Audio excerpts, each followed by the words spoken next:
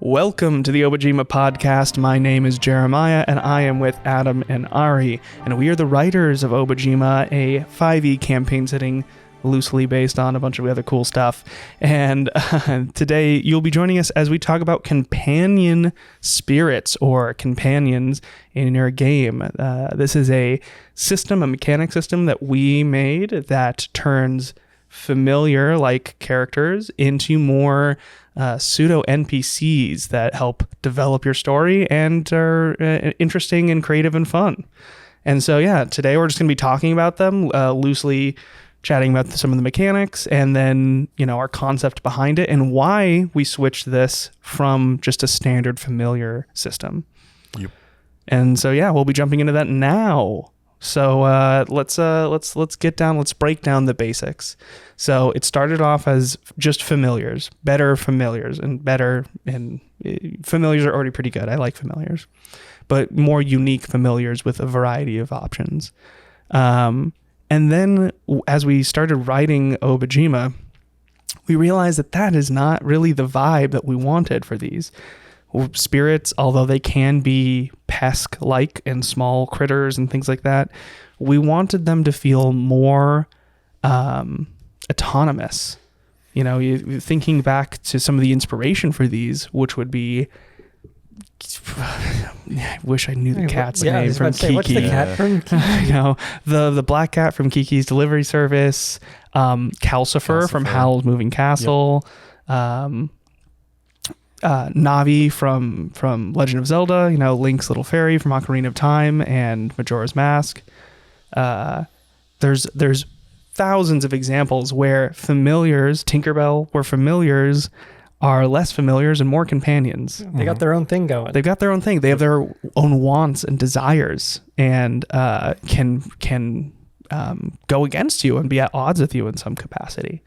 I think some of the interesting aspects, especially let's think of like a Navi in Legend of Zelda type situation, where she actively is like hitting Link and trying to disagrees with him or is angry or upset, where familiars in classic D&D are usually almost more mechanical than anything. And mechanical in the sense that they're like little robot companions you control. They're kind of extension of the character. Mm-hmm. Right? And they get destroyed and it doesn't matter and they disappear. Not to say you can't give them a lot of fun flavor, but the DM is not in control of managing them oftentimes. And so it's up to the player to give them that personality. Is it Gigi? Is that the cat? I think that is nice. Gigi, and loses its voice or his voice or her voice. I think it's his because he has voice. He has a girlfriend. Yeah. Mm-hmm. I love that we're assigning. He has a wife. Yeah, his wife. his wife. Betrothed. Yeah. Yes.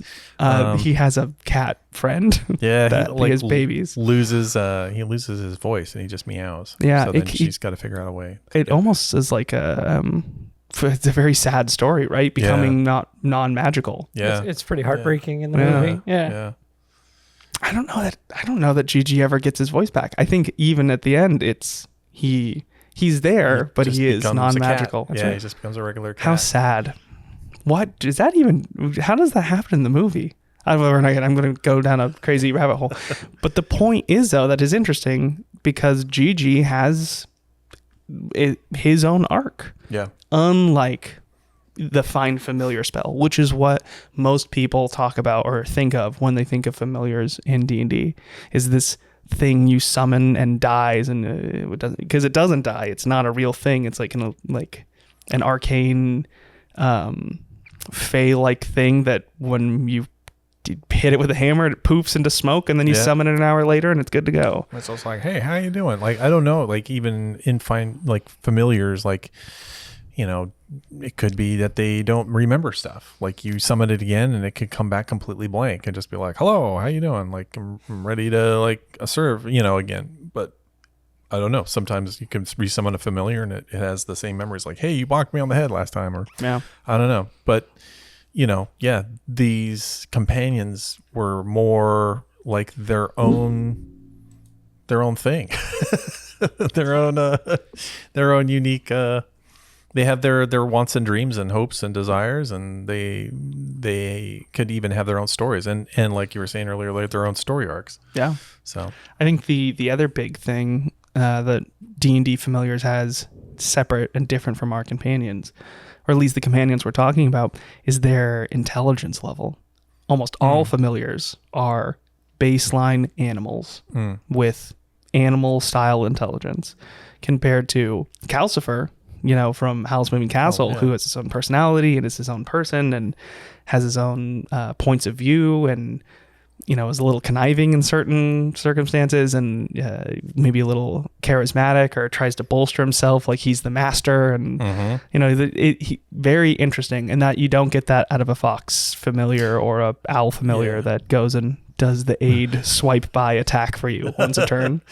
Yeah, and also like Calcifer is potentially incredibly powerful, where most familiars, they don't have they're not able to attain that kind of a power level. Yeah, they're just kind of they do their thing and they live within a certain box, whereas these companions can potentially be super powerful. Yeah. So. And like a familiar that you would summon with the Find Familiar spell. It always obeys your commands, right? Like that's the thing. So even though it's like it is a spirit that is there to serve you, it always obeys your commands. And so that's an interesting thing. And I know that we're really interested in spirits in Obojima being part of the kind of the ecosystem of the world itself, that it's more integrated into it than like a standard D&D campaign. Right. And so having these familiars allows us to kind of play that up. And there's the mechanical burden of familiars in D&D, where it's an extension of the player. Familiars have their own turn. It's basically another, not a character sheet, because there's not much to these familiars, but it's another thing that operates on its own initiative that a player gets. So, which basically means, like, if we're sitting at a table, somebody who has Find Familiar, has a familiar out, they essentially have 2 turns. That player has 2 turns at the table, not the character, but that player. Sure. If that makes sense. Yeah. And so that, it's one of those things of just like, all right, well, if it's not, when it's not my turn, it's another thing that can get me antsy. Yeah. Kind of thing. Mm. Whereas like in this case, obviously the DM can assign anybody to play this character or this companion, as with any NPC. They don't have to do it themselves. They could assign it to somebody if they choose. Yeah. But it functions more like an NPC in terms of its like how it behaves if you were to talk about turn order and things like that, right? Yeah. It's not an extension of another player to a degree. You might find, you might have not charismatic, but courageous cloud spirit, like a flying nimbus type creature that has no fear and loves adventure, even though it can't speak or something like that. And, you could just a combat where people are on edge and no one's attacked first and no one's, it's right at the precipice of combat. And you're like, the players are like, I think I'm going to step back. I think we can talk our way out of this. And the flying cloud comes sweeping in and like, knocks over one of the orcs or something like that. That's really fun. And, even though it's Jim's companion spirit, Jim did not make that decision. That's a thing that this character specifically might do. In the exact opposite circumstances, you could do, Jim might need assistance from, the turnip spirit that's his companion, and the turnip's too scared to come down from the tree, and he's like, just hand me my sword. But it refuses to come down because it's terrified of the elemental or the harpy that's attacking. And that's really cool. Like, they can be helpful, but they're not just combat machines. They're a story beat, something to add flavor and interest, and give the player something to care about, a personal NPC that's really dedicated towards them. Yeah. So you mentioned the idea of, Jim's companion. So if they didn't summon it, like, there's the idea of, well, what makes it Jim's companion, right? So why Jim's? And one of the things we talked about is this idea that they tend to gravitate toward one character. And so it's more at a sense of connection, or because they just like something about that character, as opposed to being beholden to that character. Yeah. Now, in any given situation, there might be a deal that the two have reached. Jim and this Nimbus spirit might have an accord of some kind of just like their relationship is based on mutual benefit or something. But that's what's so cool about them. There's nothing that is fixed about what binds a companion to a person.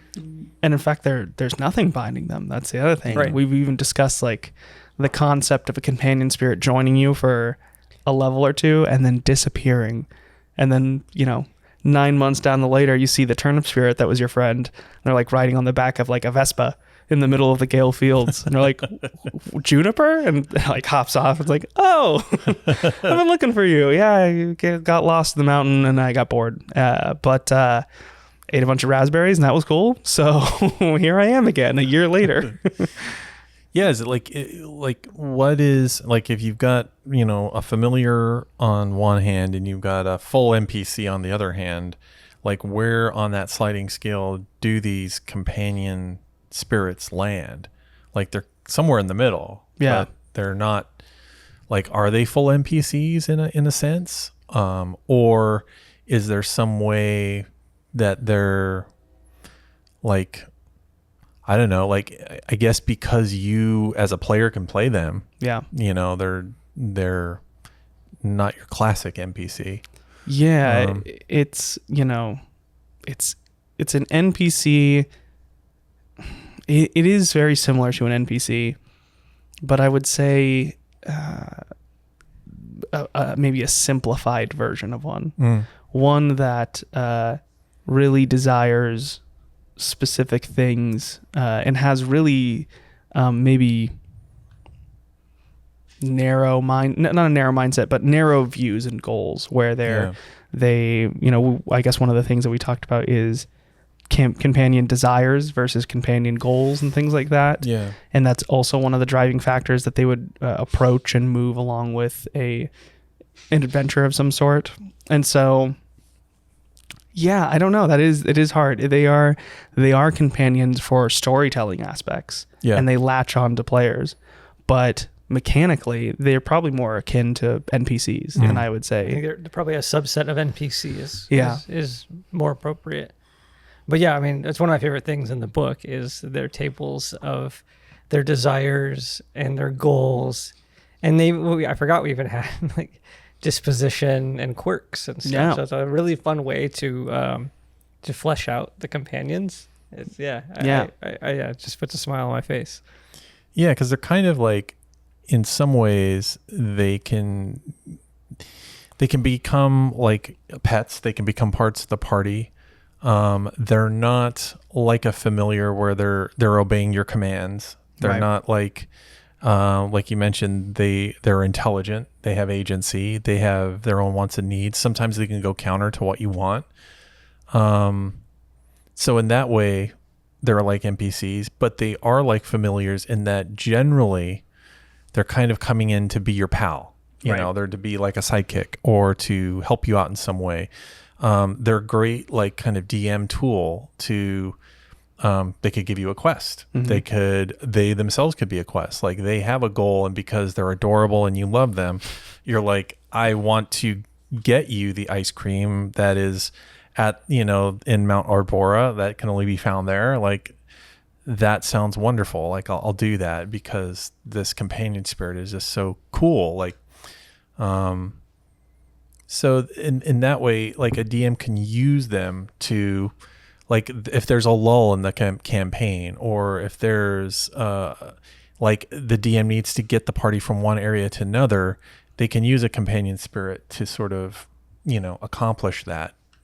Because I don't know, like I think there's certain players, and I think most players are more liable to respond favorably and want to help like an adorable little bunny rabbit than they are to like some dude, like is like, oh, my wagon broke down, I need help.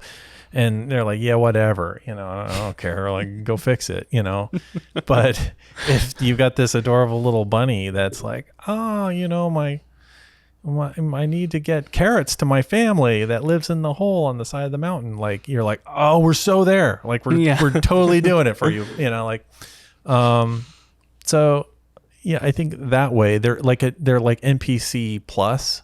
Yeah. In that way, or familiar plus. So I think you could also play them fairly. I think depending on the familiar, you could play them both similar to, or not familiar, depending on the companion, you can play them most similar to an NPC or a companion in the sense that, for example, the flying cloud spirit who, you know, can't speak and has, you know, emotes through body movement and shaping itself and all of this other stuff, might have more of a, you know, let's say that their quirk or their desire is to adventure and experience life and do all of this fun stuff. And as a DM, if I'm playing them, or if the NPC actively would go and do, you know, like, you know, actively is just there to adventure and participates in every fight and does all of those things, I might just give that control to the player. I might say, hey, they are going to operate to help you. And if any time the player does something that I think is the DM is outside of that zone, I might veto it. I might go, I'm not sure if that's how that player that would go through. But up until that point, like, you're controlling this companion. You know, this cloud is going to aid you in everything. It's going to stick by your side the entire time. It never goes away, even though it's in danger. You know, it's always there to help you. Just play like that. But then outside of it, I'm going to control this NPC. And then it, you know, it might be the exact opposite. Same thing where it's like, oh, this character is never in combat. The moment combat starts, it hides and it's just there to assist. But maybe it aids in sneaking around. And so, like, you can kind of pseudo control it when you need it to sneak around for you or something like that. Like, are companions sort of more predictable than NPCs? Like, a companion generally is going to act one way for the most part of the adventure. Like, they have, like you're saying, like, they have simpler personality traits. They're not terribly complex, Right. Whereas an NPC, like a true NPC, can be quite complex and can be just as sort of, you know, nuanced and, you know, difficult and as a player character, like, right. You know, like I don't know how many companion spirits would have like an ulterior motive and might lie to you. Like, right. If it does, it would be like a very transparent version of it, like a Calcifer. Like, you know, you can kind of tell, like, oh, Calcifer is up to something. You know, it's pretty transparent, like a little kid. They're, you know, but I think generally companion spirits are going to be pretty straightforward with you. They're going to be like, I want a cheeseburger, and you're like, okay, you know, let's figure that out. Let's get you a cheeseburger. Let's do something. Yeah, I would agree. I think a majority of them maybe might hide certain emotions. Like I could imagine a Calcifer type character pretending not to be hurt or sad, because that's not what a brave fire does. You know, like I could imagine something in that capacity. And so there's a bit of like hiding their feelings where they might lie to you or keep that away, but not intentionally lying to you, especially if they've chosen to be with you so you can aid them in something.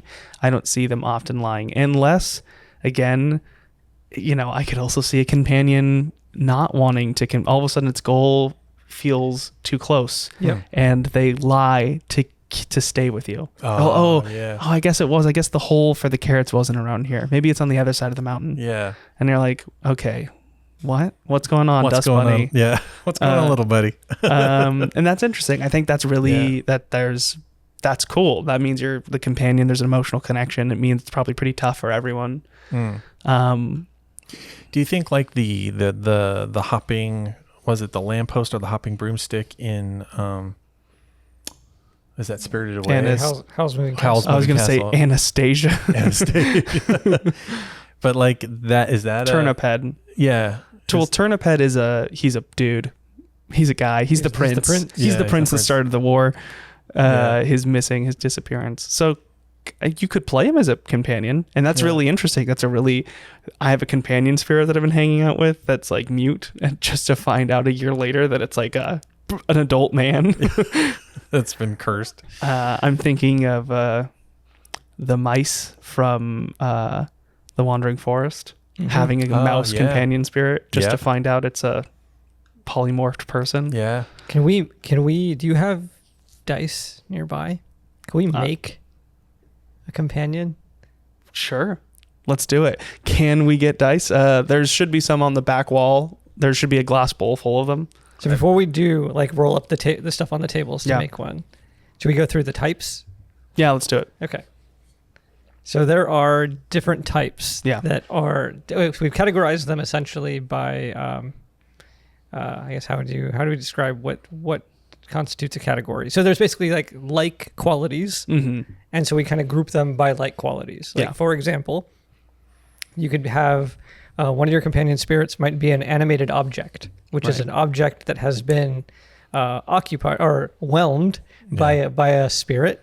And so you might have, let's see. Oh yeah. Well, we can roll. We could figure it out. So first of all, so you might have an animated object, which could be something like an action figure or like a portable game player. Yeah. Or it could be a hovering mask or something like that. There's an aquatic beast spirit. So this is where you'd have things like, like a crab or a sea slug or an eel, but they would hover through the air. Yeah. There's just a beast spirit, which are more like the land-based ones. Classic ones. Yeah. So cats. Yep. And these, we have things listed here. These are not necessarily exhausted, like an exhaustive list. So if you or your DM has a different idea that kind of fits the vague categories of these things, each individual entry is less important than the category. Yeah. We have flying beast spirits, elemental spirits. So these would be things like, a flame wisp or a dust wisp or something like that. We got animated bubbles. Yeah, animated bubbles, clouds. Yeah, there's a spectral spirit. Or flora spirit, which would be, a little leaf guy or, a little mushroom or something dandelion. Like that. Yeah. So it could be one of those. And then when you've selected one of those, or you could select that last, depending, you then would roll essentially on, to determine what the companion's goals are. This is going to be the main driver for them. Yeah. And then there are the desires, which are a little bit different from goals. And then there's their disposition and quirks. So should we try making one of these things? Okay. Let's do it. What dice do I need first? So first, do we want to determine what type do we want? Do we want to do an animated one? Do we want to do, what do you feel? Let's do a Game Boy. Okay. Like a floating Game Boy. Floating Game Boy. All right. So we're doing floating Game Boy. So we have, for licensing purposes, floating game cartridge thing. floating portable hand game. Yes, floating handheld digital device. Game. Yeah. For this one, companion goals, roll a d20. D20.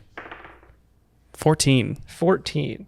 Form an alliance with a particular person or spirit. So this is what they're about. So this is what they're looking for help to do. Maybe this is kind of interesting. Maybe the Game Boy. The man person. The man game the person. Person boy. No, the person game person. The game person cartridge game thing. No, maybe the Game Boy wants to meet one of the elder spirits, like at the top of the mountain or something, or has this crazy something that's not easily achievable. Maybe they want to meet one of the great river spirit Mu, one of the 4 elder river spirits, or all 4 of them. Or they want to do a pilgrimage, right? Yeah, each 4, cool. All 4. So now you have this kind of thing. They're trying, and they're like, "Oh, I've already seen one, but I need to find the other 3." I need to find the other 3. That's cool. Weird too is if the game actually was, as you're going along, you're playing the game. And once you complete the river spirit, it actually completes a part of the game and unlocks itself. And it's uncovering more of its own personality. That you mean the game that it had, the cartridge inside. I'll get it now. Yeah. Okay, that's really good. That's cool. I like that. That's cool. And so as you're doing it, it's unlocking parts of its personality and it's discovering more about itself. The map to where these things are, it's telling you where they are. It could be really fun. That's really cool. I like that. All right, so we're going on a journey with this thing to find river spirits. Okay, I like it. All right, so then there are companion desires. Mm-hmm. So these are the things that they just kind of want all the time, and it's less about kind of their sense of purpose right now. So roll a d12. 11. Okay, so they want to sleep. They desire sleep. So they are a sleepy EP game cartridge. Game cartridge did a lot of work today, and now it wants to eat. Go tuck your game cartridge in right now. It could be like, like your phone when it's set on sleep mode too fast, and then you have to kind of tap it to wake it up. Like you have to keep tapping it. Come on, buddy. That's really funny. It's like, I'm running out of batteries, bud. You're like, what are batteries? We don't know what that means. That's also a fun little DM hook there. The spirit falls asleep, and it falls into a really deep sleep, and someone mistakes it as a regular object and sells it. And they're like, oh no. You gotta go rescue your buddy. You yelling at the party member that did it. You sold my Game Boy. Like he was. You sold Jacob. He was EP. He was EP. It's a classic tale. We've all been there. Mm-hmm. I like that. That's funny. Yeah. All right. So the next one is companion disposition. I just want to specify this because I find this really this is super helpful. So this is the table of that will determine the defining feature of a companion spirit's personality. It does not mean that the companion spirit is one-dimensional. Rather, it is meant to give you a sense of how that spirit approaches the world around them most of the time. So this is not just the single thing, but this is the most kind of salient feature of their personality. Got it. This is a D20. D20. All right. 9. They have they're quite mischievous. Oh, okay. Interesting. So what does that mean? Yeah. What does a mischievous game cartridge do? Or not game cartridge, but a Game Boy. So does it feign sleep sometimes? Does it fall asleep at inopportune moments? Well, maybe that's why it likes to whelm objects, because it can sneak around and hide in plain sight. That's kind of interesting. That's interesting. What would a mischievous Game Boy be doing? Don't there? I know that the Game Boy Advance, this is gonna get nerdy. I'm sorry. Has an attachment that's a camera that produces the lowest quality photos you'll ever see in your life. But maybe it likes to take photos of people and then edits them so they're goofy and then posts them around town. It somehow winds up on the billboards of the tavern square. No, I like that. I like this companion always causing trouble. Or because it's an object, it can freely kind of it likes to speak out in the middle of public places, but no one knows it's coming from the object. Oh, yeah. So it'll shout out to cause trouble. Yeah, through the speakers. Yeah. That's really funny.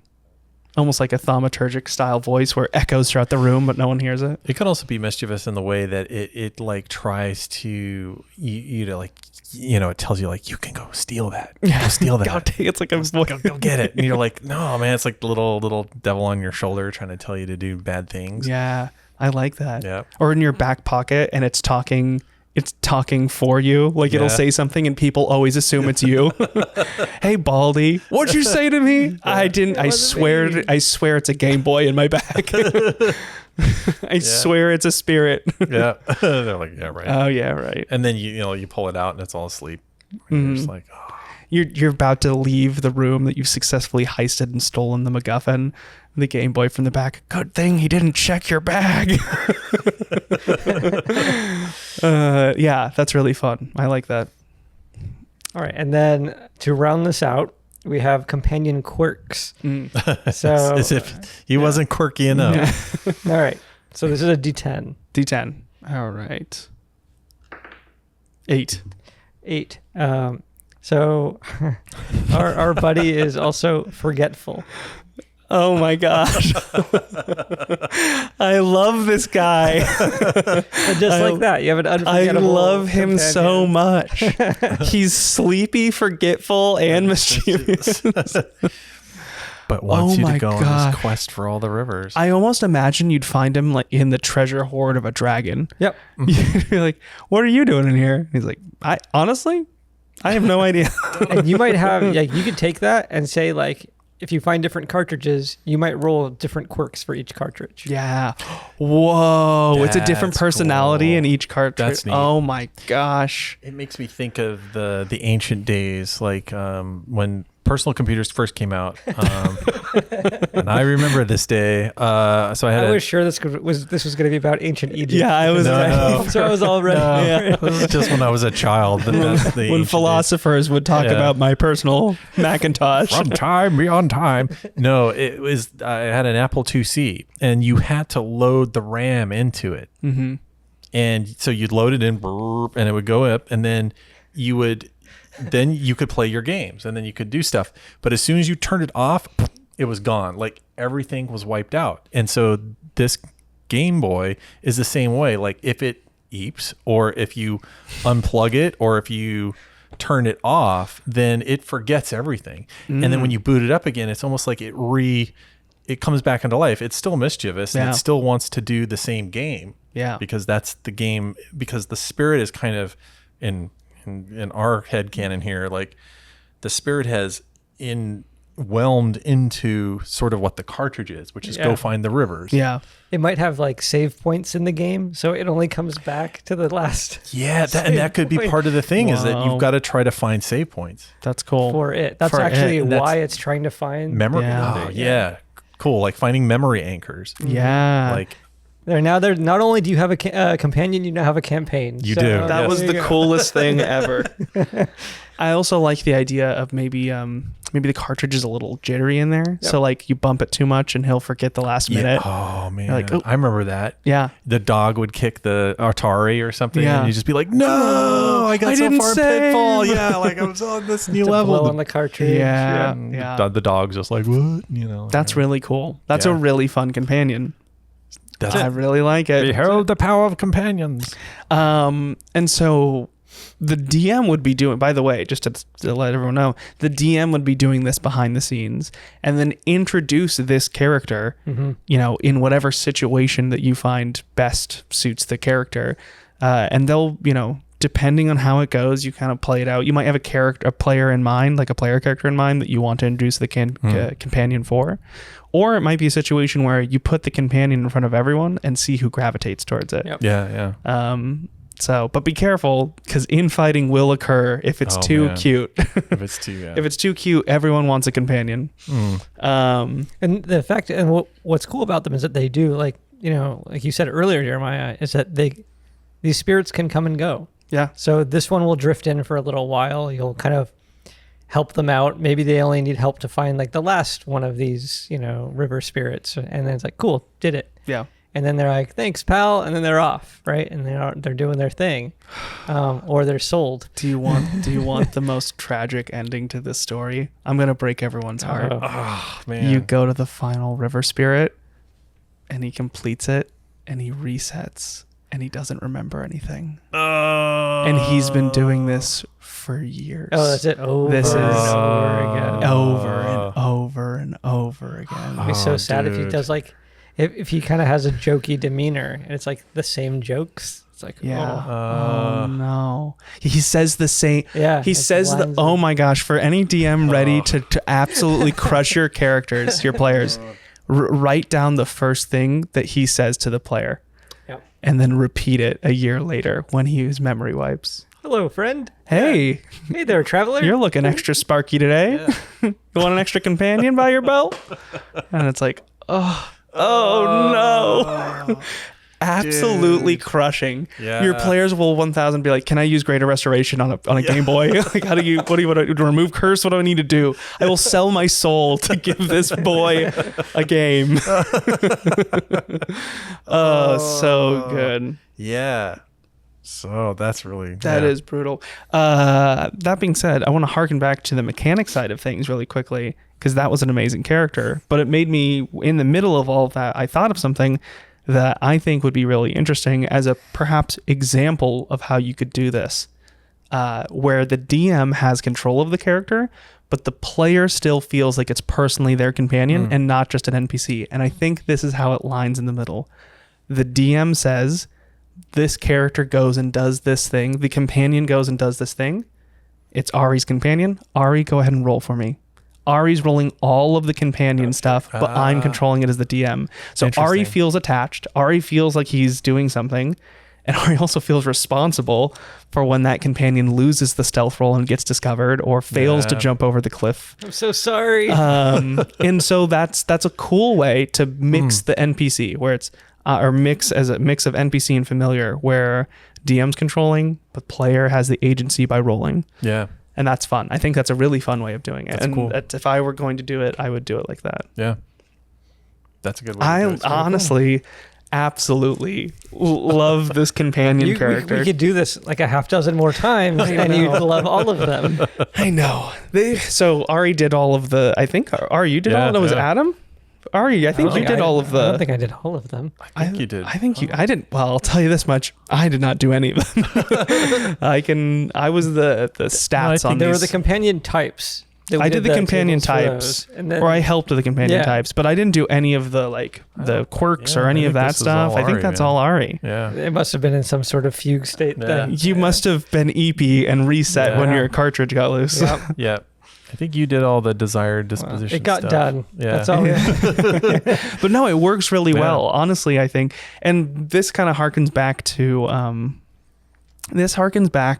to my statement earlier in the Q&A when someone asked, how do you write? And I did, how do you write? And I was like, I don't know. I felt terrible answering all those questions.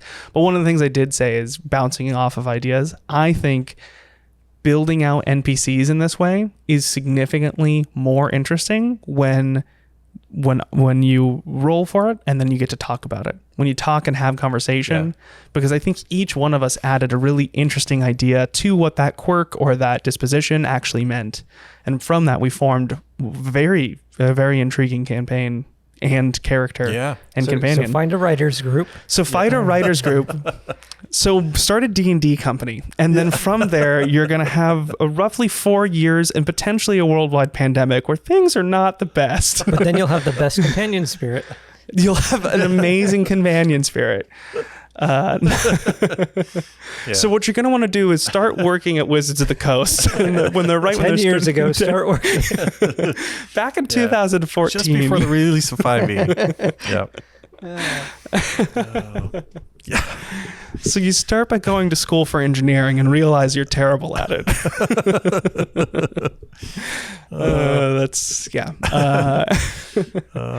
No, I really love this system. And so because of that, there's also, I think there is the mechanics in the room that we have to address here, which is people are going to be upset, most likely, that a 10th level character is walking around with a companion who's a little weaker than that's life, man. A big old thing. And yes, that can be difficult, but that's kind of where it is at. We do have a scaled version. So for each one of these, there is a later game scaled version, which I don't think Ari sees right there, but I do have some versions of it somewhere. I think maybe in my notes app I wrote them while I was on a plane. A lot of good writing goes. Oh yeah, a lot of plane writing. So there are two variants where you can say take the earlier variant for maybe 1st through 5th level, and then the next variant, the stronger one through 5th through 10th. But there's not mechanics built for scaling, and these are not built for combat. Although they have combat abilities, that is not what they are meant for. They are meant for telling story. Yeah. And sometimes story can be told through combat, but sometimes story is told through interaction with character and adventure and all of these other things. Yeah. So just don't get your companion killed. Why? Yeah. What are you going to do about that? So that is interesting though. So how let's say you're 7th level and you're going to want to keep your companion safe because it's a Game Boy and it has 15 hit points. You keep it in your backpack or something like that. But what happens if a companion starts to die? That's something we've never really talked about. What happens if they start to, do they do death saving throws? this is probably not anything we're actually going to mention in the book. This will be for you to determine on your own. I think that could vary wildly between different kinds. Like you could have a little turnip companion that starts to wilt, and you've got to figure out like, what does it need? Does it need water? Do you need like a little, pot filled with like coffee grounds? Like it needs nitrogen or something. It's like Wiggler from Adventure Time. Oh yeah, there's a Wiggler. Oh, that's good. Actually, I like that idea for the flora. If let's say your flora spirit, did something bad and got hurt in a way that's maybe kills it, them being able to plant part of them or propagate, certain plants you can propagate, or you could replant it. You have the kind of the Groot moment, right? Where you can start to regrow that character. Or but what if they're slightly different? Like what if you re-roll the dispositions and like you re-roll, like keep some of them, but you re-roll a few of them, and then it's it's a different. It's the same character, but they're slightly changed and altered. Or if you have like a little raspberry, spirit companion. You got your raspberry, and it dies sadly. But then there's like seeds, and you can plant a bunch of little ones, and then some of them sprout up, and then one of them is sentient. The other ones could just be, regular old raspberry plants. Raspberries. But you might have one that's the little the little spirit is still in there. That's interesting. And then then that one has. There's all kinds of story fun you could do with that. Like you could say it has vague memories. It could be the same one, but just the other version. It could be the evil twin. It could be, a child of the one. Like, I remember, I have vague sort of, and, DNA memories of my parent, you know, like that's all kinds of fun there. Pretty cool. Honestly, I think it might be a shorter episode for this one. Not to say that how are we on the puck? We've got 17 minutes left, so we've talked about 45-ish minutes. Yeah, we could either cut it short or make another story. I think let them explore the spirits. Stop while we're ahead. I know. Well, we could, and maybe everyone's gonna hate me in the comments. Although I do think we should do a podcast once of like all the different, like, because you were mentioning like all the weird things that came together to like, well, first of all, start your own D&D company, and then like that would be interesting to have a podcast of just like all the weird like life path choices that took to get to here. Yeah. Because a lot of people, when, people were like, well, how did you start writing for Dungeons & Dragons? Or how did you get to Wizards? Or how did you start working for Magic? Or how did you do this? Like, that's all interesting information that people listening to the podcast might be interested in. Like, all right, we're interested in world building. We're interested in writers' rooms. Yeah. We're interested in how we think about developing this stuff. But, what is a career path? And, I mean, I guess maybe the comments can determine whether that is a future episode or not. So. Yeah, I mean, in the comments below, give us a this is the episode we want to hear. Maybe we should just start a Discord where it's like podcast episode, or maybe it's not even the podcast. Maybe we could separate it, and it's like podcast is just for writing Obojima. Here's a separate 15-20 minute video where we just talk to camera and talk about how we got here. Yeah. Topics that are not necessarily super Obojima, but if we have an extra on a recording day, we have an extra 20 minutes. We're ending 15 minutes early. Throw 15 minutes towards a different thing. Cool. So cool. Well, thank you so much for joining us on the Obojima Podcast. This was Ari and Adam and myself, Jeremiah. We are the writers, and we are grateful that you joined us this time around. You can join the Discord, as previously mentioned. Watch us on YouTube, Spotify, Apple Music, Amazon, that kind of stuff. Join us on Instagram and other platforms, maybe. I don't know. But yeah, this has been great. Thank you so much. Join us next week as we talk about another cool thing. And as we finish up this book, it's almost done. Yeah, it's almost done. It's crazy. All right, see ya.